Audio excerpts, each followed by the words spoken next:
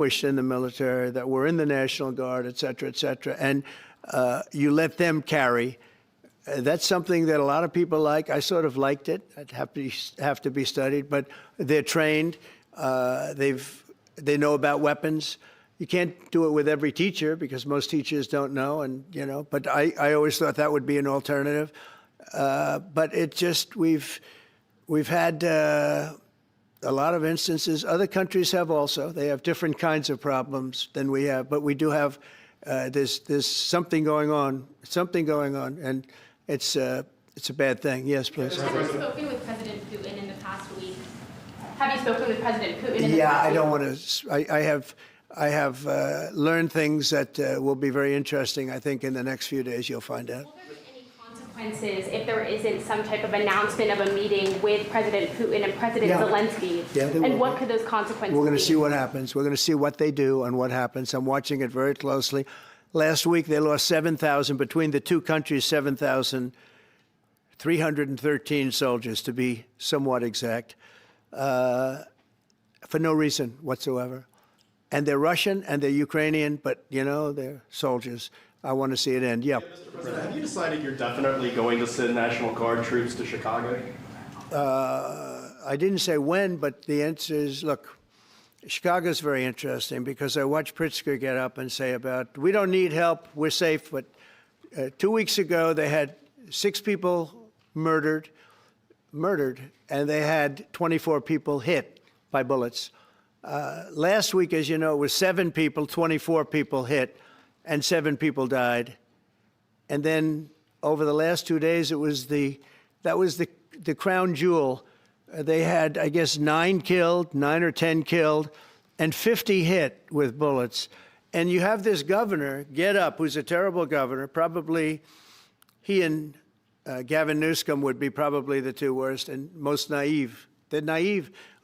Either they're naive or they're very untruthful. And he'll say, we don't want any protection. We don't need. So in the last 3 weeks, he's lost almost 20 people killed. There's no place in the world, including you can go to Afghanistan, you can go to places that you would think of. They don't even come close to this. Chicago is a hellhole right now. Baltimore is a hellhole right now.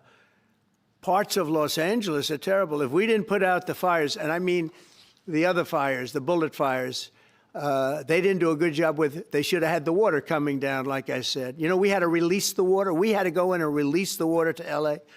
It's so badly run. But if I didn't send the National Guard into Los Angeles, I would be making an announcement today. I'd be talking about Huntsville, and I'd simultaneously be saying, by the way, the Olympics is not coming to Los Angeles. If we didn't do that, and even the sheriff, the top law enforcement person in Los Angeles said, we could not have handled it without them. So that's what he said. Did you make your mind up on Chicago, though? Well, we're going in. I didn't say when. We're going in. When you lose, look, I have an obligation. This isn't a political thing. I have an obligation. When we lose, when 20 people are killed over the last 2.5 weeks, and 75 are shot with bullets. So let me tell you a little story about a place called D.C., District of Columbia, right here where we are. It's now a safe zone. We have no crime. It's in such great shape. You can go and actually walk with your children, your wife, your husband. You can walk right down the middle of the street. You're not going to be shot, Peter. You're safe. Everyone likes you anyway. They probably wouldn't do it. But it's so dangerous. And there are people in this audience you've suffered greatly. There are people in this audience that have been mugged and hurt badly, and they don't want to talk about it. Maybe you were very brave in talking about it. You made quite an impression on a lot of people. I appreciate it. But there were other people in this room that have been hurt very badly just walking down the street in D.C.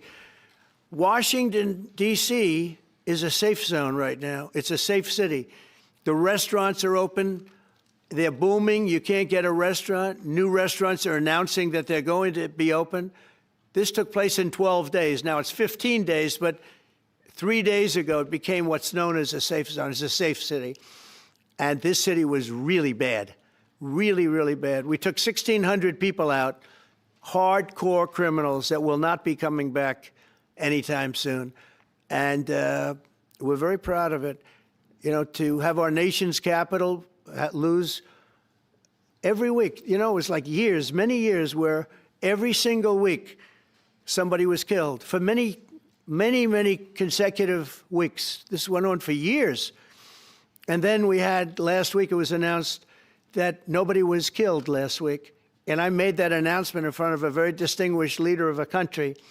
And I'm saying proudly, ladies and gentlemen, nobody was killed in Washington, D.C. this week. He looked at me like, what's that all about? I say, yeah, we have a little bit of a crime problem, and we don't have a crime problem in Washington anymore. And the mayor has been very helpful, and the police commission has been very helpful, and it's been a great team. And I would love to have Governor Pritzker call me. I'd gain respect for him and say, we do have a problem, and we'd love you to send in the troops, because you know what? The people, they have to be protected. I saw today on one of your networks, not a friendly network, except really the opposite, I would say, very unfriendly network. And they interviewed about 12 people on this morning. Most of them were African American, they were black. And they were saying, please, please, please let the president send in. These were people from Chicago. Please, we need help. We need help. We can't walk outside. We're petrified. If the governor of Illinois would call me up, I would love to do it. Now, we're going to do it anyway. We have the right to do it because I have an obligation to protect this country.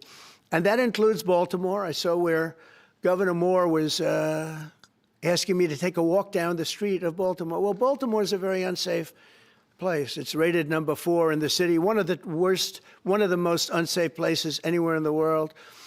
But, you know, we took care. This was a beautiful thing that happened in Washington because we showed that it could be done. And this wasn't just sending big, strong guys, and they are big and they are strong. You know, we had a great decision from the Supreme Court that had to do with sort of talent. It had to do with you are put down based on merit. You can hire based on merit.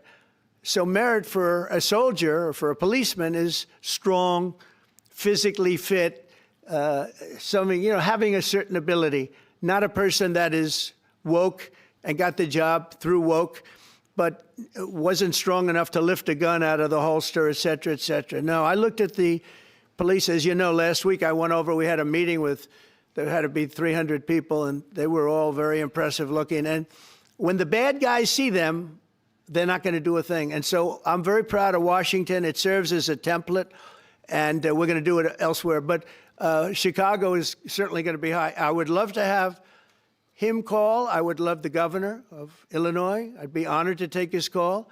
All he has to do is say, sir, we need help. It's out of control. And everyone knows it is. He's not kidding anyone. I would love to have, I would say, Governor Moore call, because I watched him over the weekend trying to explain that Baltimore, what they need is housing. No, they don't need housing. They need to get rid of the criminals. These are hardcore criminals. You know, we took many people off the streets of Washington, D.C. They're hardcore. They're not going to be good. In 10 years, in 20 years, in 2 years, they're going to be criminals. They were born to be criminals, frankly. They were born to be criminals, and they're tough and mean, and they'll cut your throat, and they won't even think about it the next day. They won't even remember that they did it. And we're not going to have those people. Washington, D.C. is now a safe zone. It's a safe place. And you can walk, Katie, you can walk right down the street with, by the way, one of the biggest human beings I've ever seen, which is her husband. He was a football player for like 11 years in the NFL. He's a big person. But big doesn't mean anything when they have guns and when they have knives and everything else that they have, right? But you can walk right down the street, even by yourself, and you're totally safe. Washington, D.C. is a great thing. Yes, ma'am, please. Mr. President, as you're calling on Democratic leaders across the country to work with you on crime, do you see your efforts here in D.C., including, for example, working with Mayor Bowser here as a model for bringing more bipartisanship in matters not only with crime, but also issues that matter to everyday American people's lives? So Mayor Bowser's been great. She could have taken the thing, oh, well, and then after I clean it up, they'll take credit for it. You know what they do is they take credit. Like, we cleaned up Los Angeles. We did a great job there. And it was overwhelming what was going on. And again, the police chief made a statement that we could not have done, there's no way they could handle it. You saw what was happening out there. It was going to be a disaster. We stopped it cold. If we didn't do that, it would have been a very sad day. And, you know, remember, we have the Olympics, we have the World Cup, we have all these things coming, and we have 250, all of these things coming. But I watched Newsom get up and say, he's doing a great, he's not, we're the ones that did it. And that's okay, whatever it takes. But the main thing is, but he got up and said, we did it. Well, he didn't want us there. And he's going to need us again because it's starting to form again. I see it. It's starting to form again. You know, we have to maintain. It's like maintenance on an airplane. You can buy it, but you have to maintain it. And if you don't maintain it, a good plane becomes very unsafe very quickly. So it's an honor to do it. It's a lot of presidents wouldn't do what I'm doing. I don't need this heat. But when I watched television last night and I'm watching the news and I see that 9 people were killed in Chicago and 54 were badly wounded with bullets, I say, that's not this country. We have to do something. And I do say this, I say this very much. I'm not speaking to anybody but them right now. I would love to receive calls from governors and mayors saying they need help. We'll help them. We have a lot of people. We have a great force. We have a great military force. You know, Pete will tell you that when I was running for office, and this was a big headline, I think, you know, probably got me a couple of votes, but you couldn't sign people in the military. Nobody wanted to join the military, the Army, Air Force, the Navy, Marines, Space Force, Coast Guard. We never forget Coast Guard because they've done such a great job. Never. But nobody wanted to join any of them. We were way below what we wanted. Every single one. The closest was the Marines, whatever that is. You'll explain that to me. But the closest was the Marines. But every service was way down, way down. And then I got elected, and our country's the hottest country anywhere in the world right now. Everybody's talking about the USA. They're talking about the job that we're doing. Everybody. We have the best economy. We have a very, very important decision being made by the Supreme Court because our country is the richest, the strongest, the most powerful. But if for some reason some liberal court, I'm talking about the court that just ruled, where even an Obama judge voted in favor of us, which I gave him a compliment yesterday, as you know. I said that took great courage.